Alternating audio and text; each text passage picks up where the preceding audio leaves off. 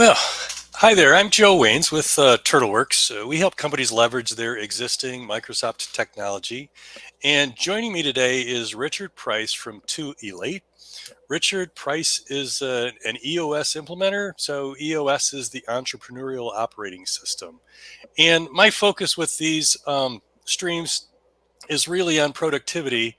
And Richard's been working with me from an EOS perspective, and I've seen how it's helped me ramp up decision making, ramp up my ability to figure out what my goals are, how to break those down into tasks, how to get those tasks done, how to be accountable, and how to keep other people accountable.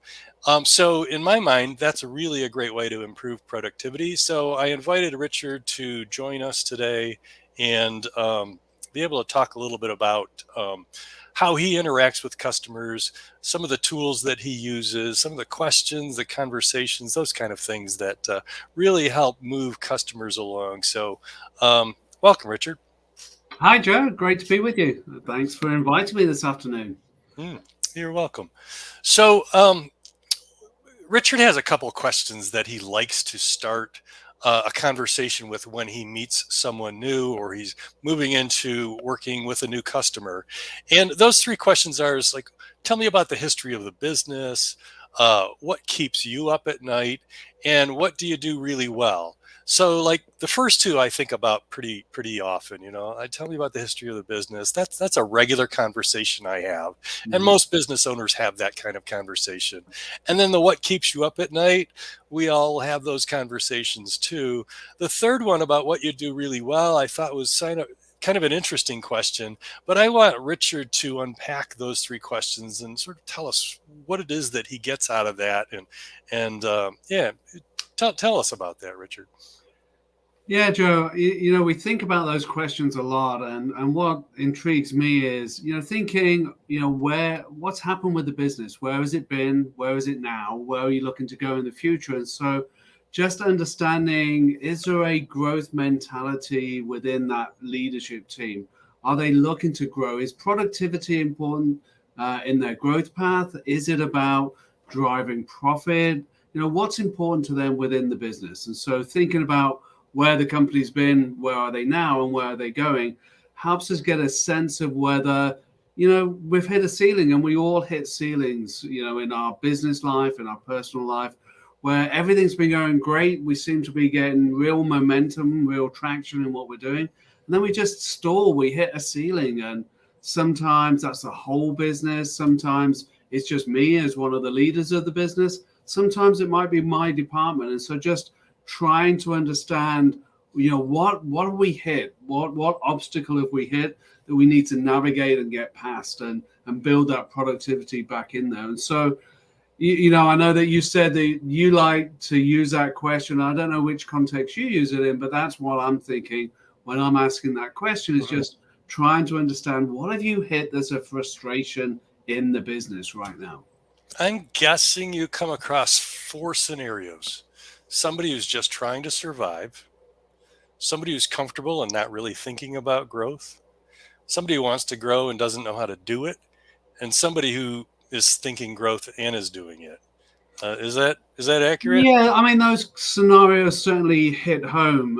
For me as a professional EOS implementer, I'm really, working with those growth-minded leadership teams, those leadership teams that are more afraid of the status quo than they are of change. And so, as you talk about productivity to me means that you're looking for growth somewhere, whether that's looking for growth in the business in terms of the revenue side or maybe profit side. And don't get me wrong, I'm saying profit is not enough and we're looking to grow that profit.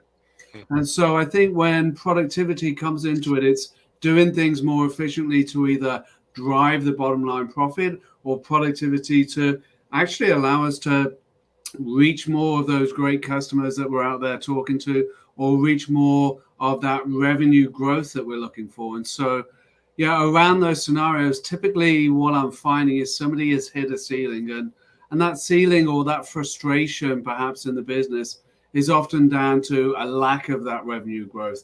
a lack of that profit growth. Maybe there is profit, maybe they're only just breaking even, and the revenue is doing great, but they want to improve the productivity on the profit line. A lot of times it's a frustration around people and that productivity of the workforce and the assets that we've got in the business, whether those be fixed assets or the softer side, those people assets, and getting those aligned and all of us in tune and rowing in the same direction. Or sometimes the business is just going great, and as an owner, we're just out of control. If you imagine this vehicle that's just ricocheting down the road and we're running behind trying to grab the steering wheel, it's going great. We just feel like we've lost control of it. So that's really what I'm looking for in those questions. Okay. Do you find a theme or a set of common themes in the what keeps you up at night? I mean, my first thought is revenue or sales and people. And then there's 100 different variations of what the revenue problem is or what the people problem is. But are there others or anything come to mind? Yeah, no, definitely those two, and again, it's revenue, but, depending on where the business is, it's more of that profitability. Have I got enough money to make payroll next week or next month, depending on how you do that? And so thinking about that cash flow in the business and driving towards cash flow positivity is a big part of what keeps business owners and business leaders awake at night, making sure that we can actually fulfill our obligation of paying people for the great work that they're doing in the business. So that's often a theme. And again, that's around growth and productivity to allow us to get there, or just a good balance of how are we managing our fiscal responsibility. And so that's a big one. Often as well, it's that lack of control, feeling like we used to be able to get our arms around this thing and we've experienced that growth. And, I don't know all the moving pieces anymore. I don't know how to wrap my arms around it and what makes sense anymore. And so that frustration, that concern that we don't know everything that's going on in the business. So how can it be being done the right way if we don't know all of those things and we're not running around talking to 20 different people every day, making sure that we're aligned? And so that's often, a big concern of business owners is it just feels as if it's got away from them a little bit. I've not heard that problem described often. I've heard other problems, but I've not heard that problem. I know that problem, like it grows and you don't have, I experienced some of that. Is like, what's going on with this project? How's this customer feeling? Is so-and-so taking care of business?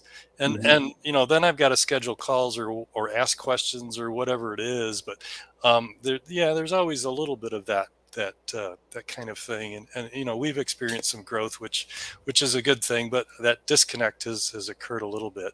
And I'm, learning ways to manage that and what it is that I need to do. Well, we really want to keep the circles connected, Joe. If you think about it, we've got these teams, we've got these individuals, and there's probably, when you're concerned, there's probably 2 or 3 people that you want to check in with. So you wake up in the middle of the night thinking, what's happening with this project? Where are we on our cash? What's going on? And so when you get to work the next day, or when you get on your Zoom the next day, there's probably 3 or 4 different people you want to check in with to say, how's this going? How's this going? And once you do that, you feel that sigh of relief. You relax a little bit. And that's all about keeping the dots connected. And so, whatever business system you use, obviously I'm, a raving fan of EOS. That's what I do. And that's what I know. And that's what I've got experience in. But we want to keep the circles connected. And so if you imagine, if these 2 circles, this is our circle of us as a leader, and these are our leadership team or those individuals. If we're like this and never connected, bad things are going to happen. If we're like this and we're over the top of each other all the time, that's not efficient. That's not going to drive productivity, and actually likely going to frustrate the heck out of your leadership team, because that's micromanaging. So you've got to get that balance, get that linkage where you're connected just the right amount of time, Goldilocks time, when we're together just the right amount of time, like that porridge that's perfectly set. That's where we want to be.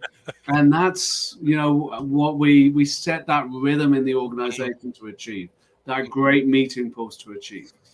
So the third question, what do you do really well? What comes to mind as you were talking? I remember Jim Collins and Good to Great and his whole idea of finding what it is that you're really good at. I know he's got like three circles that intersect. I can't remember it clearly, but Mhm.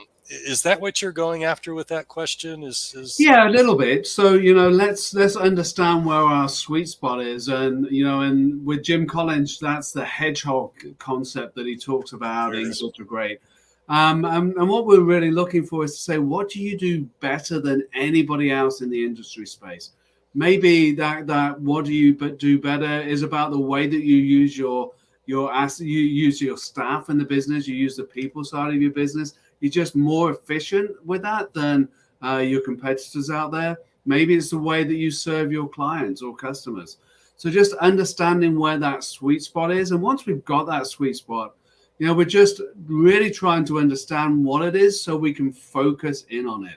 Because if we can focus in on that, you're more likely to die of indigestion when you get that right than you are of starvation. That's another great Jim Collins quote there. So if we get this spot right, we know where we're better than anybody else out there, any of our competitors. There's more work for us there. We're more likely to die of indigestion when we mine that completely than we are of starvation by spreading ourselves too thin, going after lots of different things, feeling this scarcity mindset that, there's possibly not enough there for us. That's when we die of starvation. And I love that aspect that Jim Mhm. drills down on there. Scarcity mindset, the abundance mindset, that is so a focus for me right now. I don't really want to unpack that. I'm glad you mentioned that. Yeah. Mm. So for people who are watching, if you've got questions, comments, whatever, feel free to enter in the chat area. We do have Kendra monitoring, and based on what's being asked or commented, she will surface that as this discussion continues, and we'll do our best to answer it as we go. So take advantage of that opportunity. Okay, so with a focus on helping business owners and decision makers get unstuck and Mhm. move forward or move forward faster, um, I have some other questions that I think you might experience as you're working with C levels, business owners, whatnot. And I'd love to hear what kind of responses you get, what kind of tools that you would recommend that they apply to address these problems, some tidbits that people who are watching us now could walk away with and say, "Hey, I'm going to try that. See what happens." So let's talk about process. So, what process are you using to identify short-term and long-term goals, and what are the problems in achieving those goals? Yeah, so I think one of the interesting parts of that, Joe, not to throw it straight back to you, is what do you mean by short-term and long-term goals when you talk about it? So, long-term is 10 years. Short-term is, well, I'm I'm EOS savvy, so it's quarterly, it's yearly, and it's 3 years. Yeah. But prior to EOS, that was still a thing. Certainly, a 1 year goal was a thing, and a 10-year goal was a thing. But I didn't have strong tools Hmm. on getting those done. Yeah. So really, it's just about thinking about your business and compartmentalizing things up a little bit. So, what are our objectives? And so, what we always encourage is, regardless of what system you use, and again, I love EOS, so I'm going to talk about EOS.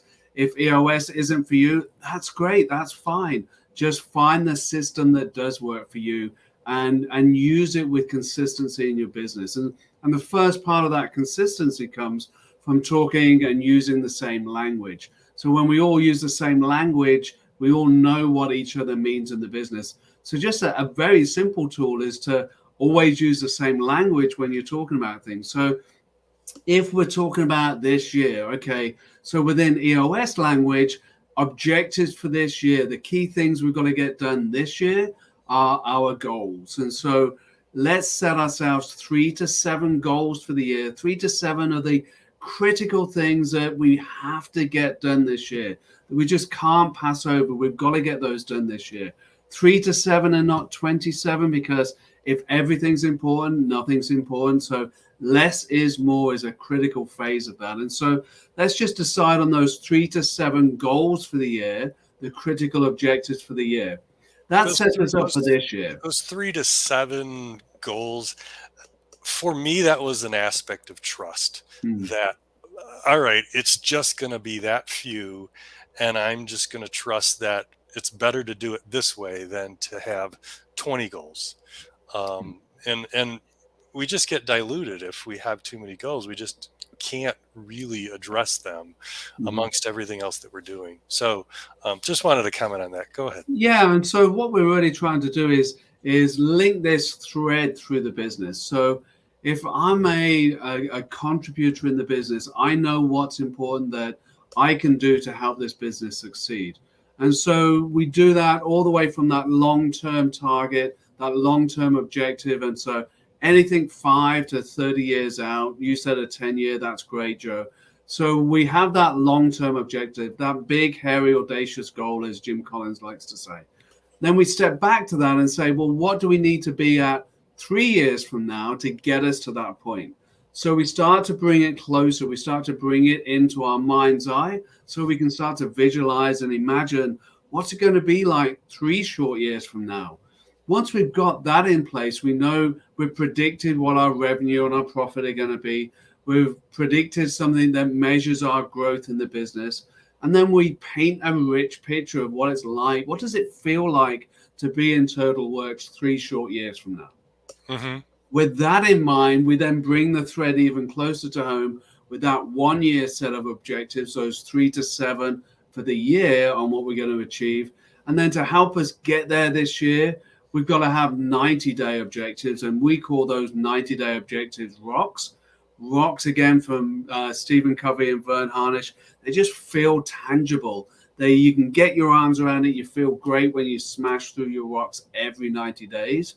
And those rocks, then, if you think about it, we set this rhythm up inside of this business, this flywheel that moves us towards every 90 days. We're working towards that objectives we've got for that year, that 1 year plan that gets us to that 3 year picture, that gets us to that long-term target that we've got. And that's what builds productivity and traction in your business. I want to touch on, you mentioned, Actually, Joe, I just remember always when we first talked about this, you equated it to the Russian stackable dolls. Those dolls that stack inside of each other, and mhm, and that's how you were thinking about it. I know when we talked first of this gets me this and this gets me that, and it just builds on each other. And I thought mhm. that was a great analogy. Yeah, my kid was telling me about something he learned in chemistry where you can take a cup of this and a cup of that and you pour them together and you don't get 2 cups. You get like a cup and 3/4 because there's room amongst the molecules and they fit in. And the same idea is true with the rocks. You put those in the bucket first because then you can put the pebbles in the sand. And the pebbles are the day-to-day stuff, the phone calls you didn't expect, the HR issues, whatever it is that you have to deal with that you didn't plan for, or that's just part of the daily activities that you take care of. The rocks are those goals that you've got to get done. So you put them in the bucket first, and you focus on them as well. I focus on them as I'm planning my week, Mhm, for sure. Um, you also um, you also mentioned you didn't really care if they were EOS or something else, but mhm. it's just important to find a system and stick with it. Yeah. Um, and I just want to reiterate that uh, the value of a coach or a process with a coach is is is almost priceless, really. The what happens when I sit across the table from Richard and I'm held accountable, I cannot do on my own. When I talk about the business and the business goals, I can sit there and play in my imagination all day long. But when someone asks me a question, someone that I'm accountable to, I now have to say, am I fishing or am I cutting bait? What am I Mhm. really doing here? And if those are my goals, then these are the things I have to do. There's no ifs, ands, or buts.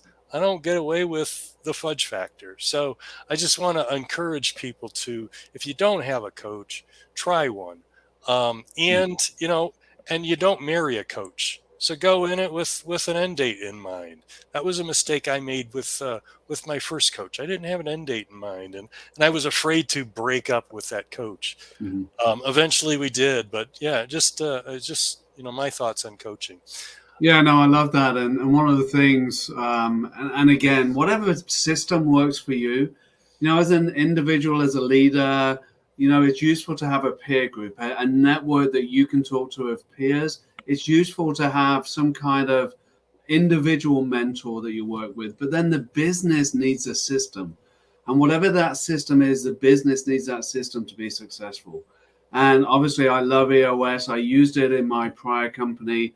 I'm an evangelist for EOS because that's what I love and that's what I know delivers results. And 100,000 companies are running on EOS and finding great value and getting everything that they want from their business. So, it's proven. There's no theory here. It's practical, simple tools to do three things really well: that vision, the traction, and the accountability in the business. And so as you were talking there, Joe, about that accountability and building that accountability, what I was drawn to is that, yes, we need a business coach and we need a coach for the business. And my role is facilitator, teacher, and coach. But my role isn't to dig myself into the business. I don't know your business. My role is to help you get the most out of your business and then get the heck out of the way so that you can actually do what we've mastered inside of the business and get on and get things done. My job isn't to dig myself deep into the business because you know how to run your business. You know the facets of your business. I just know that system really well and how to maximize the potential in the business to get everything that you want from your company. You even have this idea of graduating, right? Yeah, graduating. I love to graduate clients. Typically, we say that, to master this across the business, to get everything running smoothly and all of the cogs aligned is about 2 years. And at 2 years, I want to graduate clients. Now, they might decide that they still want to keep me around. That's great. I love my clients. But again, it's not a case of trying to dig yourself into the business, so that they become dependent on me. A consultant often builds dependency. I build, the opposite of dependency. So what? Independence. Independence, I guess. There you go. July 4th, independence. All right, let's get a couple other questions, then we'll wrap up here. Core values. So what role do core values play in the hiring process and daily operations? And do you have core values defined? What do you experience when you ask business owners about core values? Like, do they go, what? Or do they say, yeah, we have them, they're really solid, or they just don't think they're important? So talk about that, and then talk about why EOS even cares about core values. Yeah, so unfortunately, often businesses will say they've got core values, but they're not living the core values. And core values have become a little bit trite in the marketplace. So, these were really popular many years ago, and everybody had to have core values. And what happened is people reached out to a lot of marketing companies, and they came up with all of these great words, these words about aspirational words about what we want to be as an organization. And what you find is, I don't know about you, but often we'll see these core values painted on their web page or on the side of their vehicles, or you go into the store and they're above the counter there and they say, our core values are customer first, always with a smile. And you walk up there and say, hi, can I get this? And they say, what do you want? And it's like, you want to scream at them. These are your core values. What are you doing? Because core values truly do embody what the culture of the business is. We want to surround ourselves with people that get our core values and repel those that don't. This makes for great people in the organization. Right people in the right seats is one of the things that, EOS really drives home. And that, again, comes from some of the work of Jim Collins and getting the right people on the bus. But what does it mean to be a right person? That comes from our core values. And once we've got those core values in place, We want to hire, fire, reward, and recognize against those core values so that we live and breathe those in the business. They're really an essential part of the success in the business, because when you get this right, again, that defines the culture. And when you get the culture right, this side of the business, the healthy side of the business, is what's going to help you succeed more than anything else, and more than any systems that you can put in place. Getting the health of the business right is what's going to take you to where you want to go as an organization, as an individual within that business. Can you talk briefly about the accountability chart? Yeah, so accountability chart is, again, just so there's those two parts. There's the right person in the right seat, and we always want to get the structure right first before we put people into that seat. We don't want to create a structure built around certain individuals, because that's going to limit us as we grow and go forward. We want to say, what structure do we need to be to get to where we want to be 9 to 12 months from now? Once we define that, we then simplify it and say, okay, what are the key seats in that structure? What are the 5 key things that we need each one of those seats to deliver? What's the 5 key things that we're going to shine a spotlight on every single day to make sure that that seat is delivering? That creates the accountability in the structure of our organization. And then we put people into seats so that they can be great in. That they've got the God-given talent just to be fabulous in that seat. That they actually want that seat. We're not paying them more to do that seat. They actually get out of bed and they love to do that every day. Mm-hmm. And then they've got the capacity to do. And that's everything from birth till now. All of their training, education, experience, knowledge goes into that capacity side so that they can be truly successful in that seat.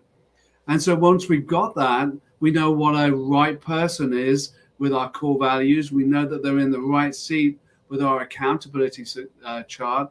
That's a recipe for success in the business. If you've got 10 seats in your business and you've got 10 right people in the right seats, that's going to help you grow to the next level. That's going to drive productivity, knowing that it's always being done the right and best way. I'm thinking about the book, The E-Myth. I'm thinking about if we build a business around dynamic individuals or individual, they leave, the business fails, mm-hmm. right?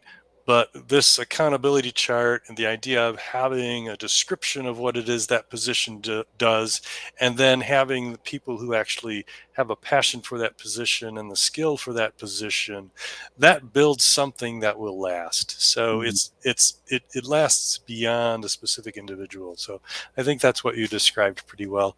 Let's do one more and wrap this up. What process? So what do you come across as far as accountability when you talk with people? Like, how is it that they keep people accountable? Mm-hmm. Do they actually not keep people accountable, but they think they are, or they've given up? What do you encounter regarding accountability?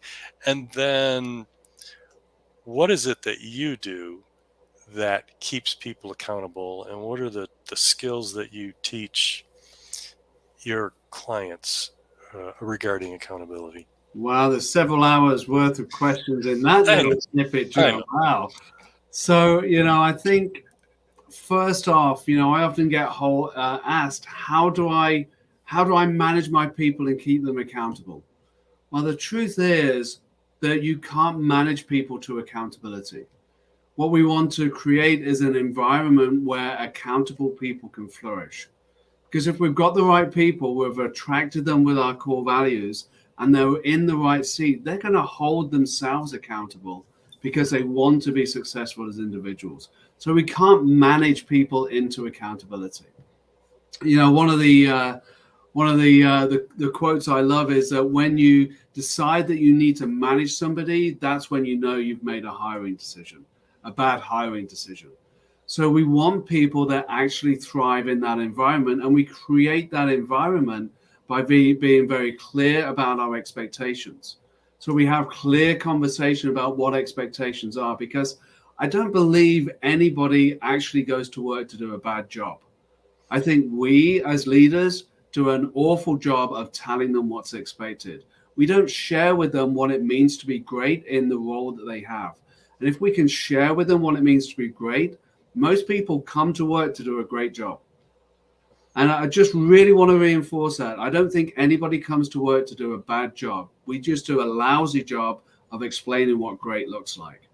And so what do I mean by that? It's clear communication of expectations. So what am I going to hold you accountable for? What do I expect to get done? So shining the spotlight on those 5 key roles in that scene. These are the things I expect you to be accountable for delivering on. It's saying, what are your rocks? What are the critical things you've got to get done in the next 90 days? Letting them build those and own them so that they own delivery of them. It's then talking to them about those core values. Are you truly excelling on our core values? Do you get all of our core values? And setting a bar for what it means to be a right person. Not so high that nobody can ever hit it, but if we've got 5 core values, we want them to be positive across 3 and a plus minus across the other 2. And I say positive and plus minus. That's another tool, Joe, the people analyzer. Simple tool to understand whether somebody gets our core values. Plus, they get our core values, plus minus. It may depend on what day of the week it is or what the weather's doing outside. Minus, most of the time they don't get our core values. And if we set a bar, that helps us to determine what it means to be a great person. And once we communicate those things well, people know what are expected. And then they can deliver on them. And, maybe immeasurable, some number that they own and are accountable for. Because, if we don't help people have a number, everybody wants a number. Believe it or not, everybody's going to take a number. And if we don't give them one, theirs is going to be 4:30 or whatever time they check out that day. I was going to ask about Scorecard, and you got there. And you got there. And let me think. Again, management is about creating that environment where accountable people can thrive. So being clear on the expectations, praising in public when you see people doing well or living your core values. Praise within 24 hours, otherwise it's meaningless. Do it in public where other people can hear. That makes us feel great as human beings. It helps our team recognize that we value people. And if you gotta have a difficult conversation, do that in private. Take somebody to one side, manage them by asking questions. Help them to lead you to where they need to go. Don't take all the monkeys on yourself. And then once a quarter, sit down and have a conversation with people. Let them know where they're doing. Don't wait till the end of the year. And people dread performance reviews. As a leader and manager, we dread giving them and having that. And as a receiver, we want them, but we only want them to know whether we're getting a pay rise or not. And so, often that's a really difficult dichotomy that we have to deal with. So if we're having conversations every quarter, it's just that. It's a conversation. What am I doing well? What's going great? How did I do on those priorities over the last 90 days? Am I delivering on the things that you expect from my seat? How am I doing on my numbers?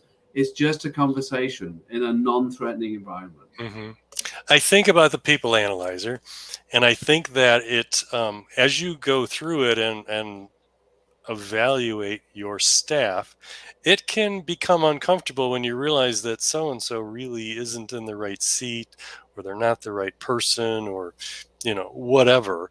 But don't despair, because once you start communicating clearly what is expected in that position, people will sort of evaluate themselves out of that position. So over time, they most likely will move on their own.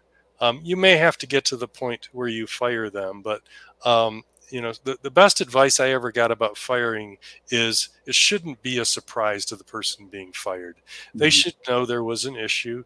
They should have been given some time to resolve the issue. And 3 strikes, you're out. That's kind of how I approach stuff like this. And I actually discovered in How to Be a Great Boss, that's how EOS treats it as well. It's like Mhm. 3 strikes and you're out. So it's worth doing the people analyzer. It can be uncomfortable if you realize you got somebody who's not in the right spot, but again, don't despair, because they will often weed themselves out themselves. And if you do have to let them go, make sure it's not a surprise. Yeah. Yeah. And again, core values are often difficult to have conversations around, Joe, because they're that softer, less tangible side that we talk about.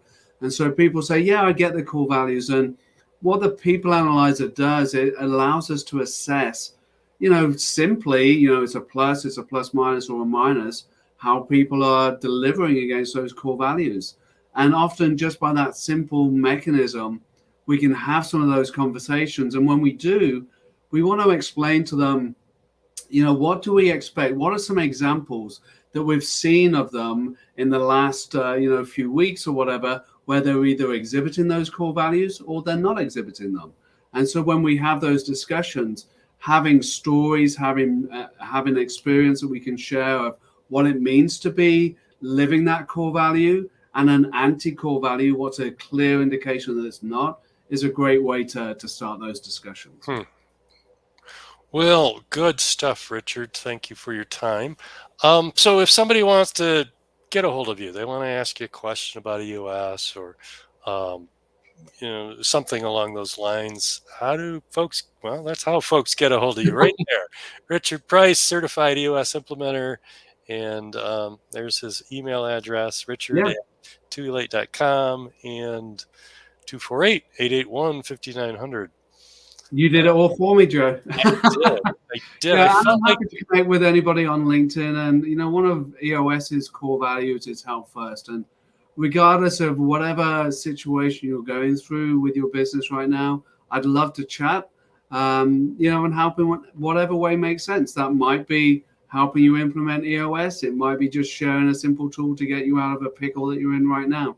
mhm. Whatever makes sense. We live that core value of help first. And I just share that with you. Please reach out on LinkedIn, or contact me on those information points below. The phone's always great, and I love to receive email. And if you've never had any interaction with EOS implementers before, they're different from a business coach in how they interact, one with each other and with other business coaches. There really is not a sense of competition that I've encountered. It's more a sense of brotherhood. Um, I absolutely 100%, Joe. Joe, there are about 30 EOS implementers across the state of Michigan. I know all of them personally. You will not go wrong if you talk to any of them, and just find a connection that works with you, somebody that you feel comfortable talking to. And if that's not me, that's fine. I'm happy to put you in touch with any one of them. We mhm, love our community. We love helping organizations get everything they want from their business.